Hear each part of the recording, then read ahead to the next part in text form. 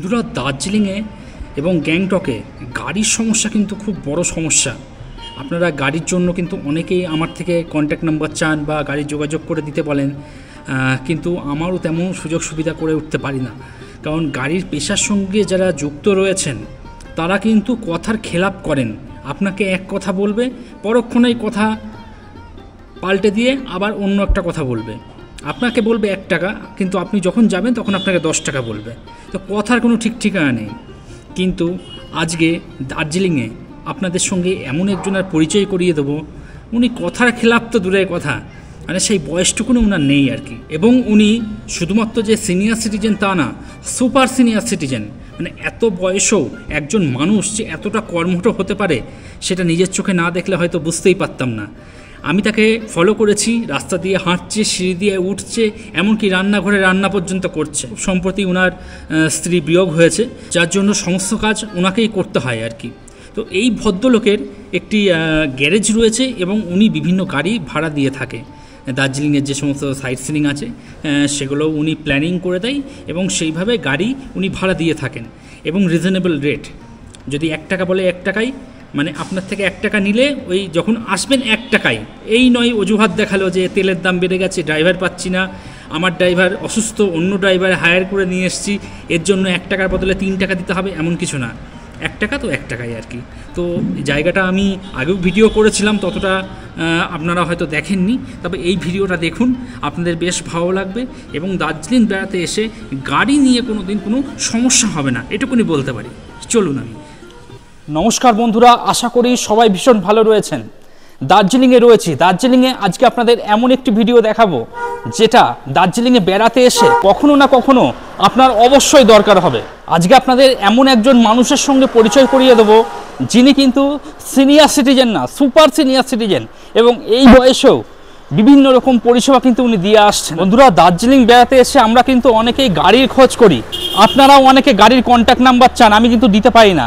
কারণ গাড়ি অনেক সময় এনগেজ থাকে, মানে নাম্বার দিলেও তারা ঠিকমতো পরিষেবা তারা দিতে পারে না। সেই জন্য আজকে চলে এসেছি দার্জিলিং বেড়াতে এসে আপনাদের যাতে কোনো রকম সমস্যা না হয়। এখানে লেখাই রয়েছে দেখুন, একই দিনে ঘুরে আসুন তকদা, তিনচুলে, লোপচু, লামাহাটা। এবং এখানে গ্যারাজও আছে, আপনি আপনার গাড়িও এখানে পার্কিং করতে পারবেন। এবং এই হলো সেই ব্যক্তি যিনি, বয়স কত আপনার? 78। তো বলতে গেলে সুপার সিনিয়র সিটিজেন আর কি। আপনার নামটা একটু বলে দেবেন? অলোক ভট্টাচার্য। আচ্ছা, মানুষ আপনার এখানে কি ধরনের পরিষেবা পাবে? এখানে মেনলি আমরা যেখানে সাইট সিং এর মতন হওয়া উচিত জায়গাগুলো সেগুলোই নিয়ে যাই। কয়েকটি জায়গা আমরা যাওয়া বন্ধ করে দিয়েছি ভোরবেলায় টাইগারিং, কেন? অতিরিক্ত ভিড় হয়ে যাচ্ছে। আচ্ছা আচ্ছা। সেখানে লোকেদের হাঁটতে হচ্ছে 2-3 কিলোমিটার ধরে, তাই জন্য হয়তো লোকে যেতে পারবে না ওই সাইড দেখতে সানরাইজ। তবে পরে গেলেও যে খুব একটা মিস করবে তাও নয়, কিছুক্ষণ পরে 9টার সময় গেলে কিন্তু বেটার মনে হয়, কারণ ওখানে যা হয় সকালবেলায় কুম্ভ মেলার থেকেও বেশি। আচ্ছা, তো মানুষ বেসিক্যালি আপনার তকদা, তিনচুলে, লোপচু, লামাহাটা এগুলো এখান থেকে করতে পারবে।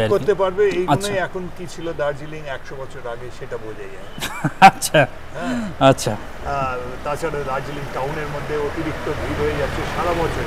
সেটা একদিক থেকে ভালো, দার্জিলিং এর ট্যুরিজম বেড়ে চলেছে, কিন্তু ভিড়টাও সেইভাবে ভিড়। আচ্ছা, জাম রাস্তায়, তারপরে সব জায়গায় লাইন দাও, লাইন দিয়ে ঢোকো, এতে অনেক টাইম ওয়েস্ট হয়ে যায়। এইসব রয়েছে বলে আমরা যেখানে বাইরে আউটডোর হয় সেটাই মনে হয় যে আরো ভালো টুরিস্টদের আরো একটু এনজয় করতে পারে বেশি ভালো। আচ্ছা, মানুষ কি ধরনের গাড়ি পাবে এখান থেকে, বা খরচ কিরকম কি রয়েছে আর কি? খরচ আর গাড়ি না, কজন আসছেন সেই অনুযায়ী। আচ্ছা, যদি আপ টু 4 সিটার গাড়ি সাধারণত সারাদিন 9টা থেকে 5টা, আচ্ছা, এই 3,500 টাকার মতন লাগে সারাদিনের জন্য, 4 সিটার। তার থেকে আরো বেশি লোক হয়ে গেলে 6 সিটার 8 সিটার গাড়ি ভাড়া ওরকমই বেড়ে যায় 4,000 4,500। এটা কি সারাদিনের জন্য নাকি? সারাদিনের জন্য। আচ্ছা, এখন সারাদিনে যেখানে ঘুরতে চান ঘুরুন। হ্যাঁ, তবে আমরা কয়েকটা জায়গায় একদমই যাই না যেখানকার রাস্তা যখন খারাপ থাকে। এখন যদি রক গার্ডেনের রাস্তা খুব খারাপ। আচ্ছা আচ্ছা। টাইগার হিলের ভোরবেলায় খুব ভিড়, যেখানে মনে হয় যে প্যাসেঞ্জার অতটা এনজয় করতে পারে না, যেটা এক্ষুনি আগে। আর যারা দার্জিলিংয়ে গাড়ি নিয়ে আসছেন তারা এখানে আপনি এখানে গাড়ি পার্কিং করতে পারবেন? করতে পারেন, তারা একটু যদি আগে খবর দেয়। আচ্ছা, ম্যাক্সিমাম কত দিনের জন্য পার্কিং করতে পারবেন? ম্যাক্সিমাম ওরা সাধারণত লোকেরা তো 2-3 দিন জন্য ম্যাক্সিমাম সেটা করতে পারে। আচ্ছা। আর এমনি ঘন্টা বেসিকে অনেকে রাখতে পারেন, ডে ওয়াইজ আছে, ডে ওয়াইজ আর কি। ডে আর নাইট। আচ্ছা। ডে একটা রেট হয় আর নাইটের একটা।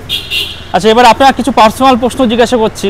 আপনার তো এত বয়স হয়ে গেল, তাহলে এই বয়সেও কিভাবে মানে মানুষকে সার্ভিস দিচ্ছেন? আমি ছোটবেলা থেকেই জাস্ট আফটার কলেজ আমি বাবার ব্যবসাটাই দেখেছি এবং রোজ কাজটা করে যাচ্ছি। আমার তো কিছুই অসুবিধা লাগে না ফিজিক্যালি। আচ্ছা, ফিজিক্যালি আমি যে কাজটা মানে আজ 20 ইয়ার ওল্ড করে গেছি, আজকে 80 বছরের দিকে আমি সেই কাজটা করে যেতে পারছি। তাই তো দেখছি। মানে আমাকে যদি এখনই কোনো ড্রাইভার ফেল করে আমাকে নিয়ে যেতে হবে। আচ্ছা। তার জন্য আমি প্রস্তুত থাকি এবং যেতেও হয়। আজকে না, গতকালে আমাকে যেতে হলো লেবংয়ে। কারণ কি হলো, ড্রাইভারের জামাইয়ের শ্বশুর মশাই মারা গেছিল, সে আসতে পারেনি, আমাকে যতক্ষণ কোনো ড্রাইভার নেই আমাকে নিয়ে যেতে হলো। এরকম হয়ে থাকছে। আমার প্রিপেয়ার্ড হয়ে থাকতে হয় অ্যাট এনি টাইম যদি আমাকে কোথাও বেরোতে হয়। তাই জন্য মনে হয় আমার একটা মনে প্রিপেয়ার্ডনেস আছে যে be ready for the work. বলতে গেলে গাড়ি পাগল লোক আপনি একদম। এখন আর খুব একটা গাড়ি পাগল নয়। আচ্ছা, বেশি গাড়ি হয়ে গেছে, রাস্তায় আর গাড়ি চালানোই যায় না, তো জ্যাম চারিদিকে। আপনাকেও বলছিলাম সকালবেলায় প্রায় 1 লক্ষ গাড়ি, 2 হুইলার থেকে 22 হুইলার গাড়ি দেশে তৈরি হচ্ছে ডেইলি। 1 লক্ষ গাড়ি প্রতিদিন, ফ্রম 2 হুইলার টু 22 হুইলার। আচ্ছা। হ্যাঁ, এই সব রকম গাড়ি ধরলে, মানে বাইসাইকেল থেকে ধরলে, মোটর বাইক থেকে ধরলে, 3 হুইলার, অটো, টোটো থেকে ধরলে আপনার প্রায় 1 লক্ষ গাড়ি ডেইলি তৈরি হচ্ছে। কিন্তু আমার তো মনে হয় যে বোধহয় 1 স্কোয়ার মিটার পার্কিং স্পেস তার জন্য প্রোভাইড করা যাচ্ছে না এবং কেউ চিন্তাও করছে না।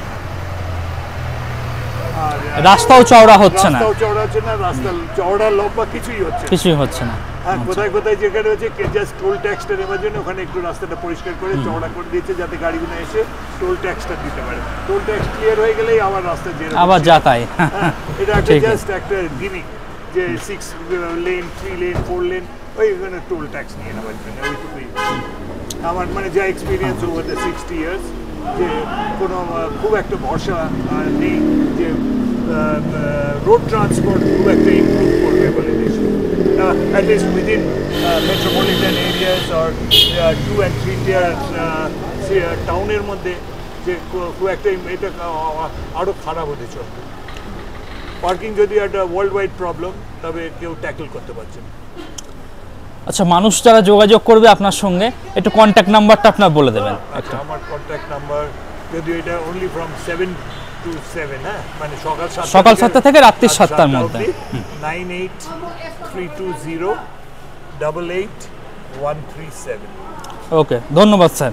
আপনার একটু লোকেশনটা বলে দেবেন, মানুষ কিভাবে আসবে আর কি। আমাদের অফিস গ্যারাজ যেখানে আমাদের গাড়ি থাকে সেটা হলো 33 লেডেনলা রোড। আচ্ছা, লেডেনলা রোডে আছে স্টেট ব্যাংক। আচ্ছা, স্টেট ব্যাংক যে কোনো লোক বলে দেবে, লোকাল লোক বলে দিতে পারে দার্জিলিংয়ের স্টেট ব্যাংক কোথায়। স্টেট ব্যাংক থেকে সেই রাস্তায় সেই দিকেই লেডেনলা রোডের পড়বে 1 মিনিট পরে বিগ বাজার, যা এখন তার নাম হয়ে গেছে বোধহয় স্মার্ট বাজার। আরও 1 মিনিট তার নিচের দিকে গেলে আমাদের অফিস পাবেন। তার মানে at least 2 minutes from state bank, একই রাস্তায় একই দিকে, হ্যাঁ, লেডেনলা রোডে।